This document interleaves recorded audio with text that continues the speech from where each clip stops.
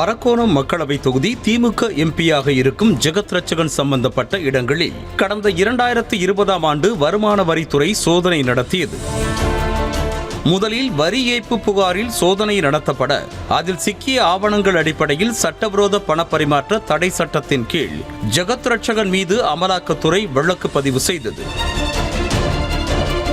கல்வி நிறுவனங்கள், ஹோட்டல்கள் என திமுகவிலேயே பணபலம் மிக்கவரான எம்பி ஜெகத் ரட்சகனை குறிவைத்து அமலாக்கத்துறை விசாரணை நடத்தியது. ஜெகத் ரட்சகனின் பணப்பரிமாற்றம், அவரது முதலீடுகள் என எல்லாவற்றையும் அலசி ஆராய்ந்த அமலாக்கத்துறை பல அதிர்ச்சி தகவல்களை வெளியிட்டது.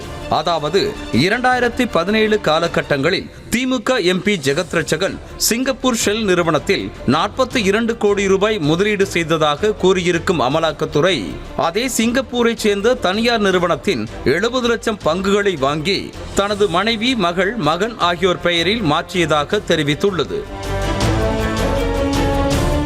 மேலும் இலங்கையைச் சேர்ந்த ஒரு நிறுவனத்திலும் 9 கோடி ரூபாய் ஜெகத் ரட்சகன் முதலீடு செய்திருப்பதாக கூறியிருக்கும் அமலாக்கத்துறை, இந்த முதலீடுகள் மற்றும் பங்குகள் வாங்கியது ரிசர்வ் வங்கி ஒப்புதல் இல்லாமல் சட்டவிரோத பண பரிவர்த்தனை நடந்திருப்பதாக தெரிவித்திருக்கிறது.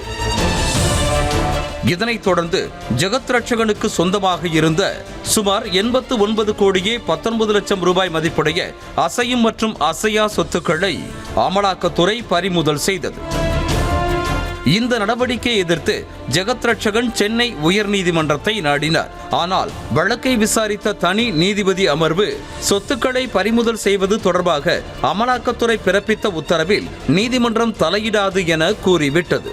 பின்னர் தனி நீதிபதி உத்தரவை எதிர்த்து ஜெகத் ரட்சகன் மேல்முறையீடு செய்யவே அந்த மனுவும் தள்ளுபடியானது.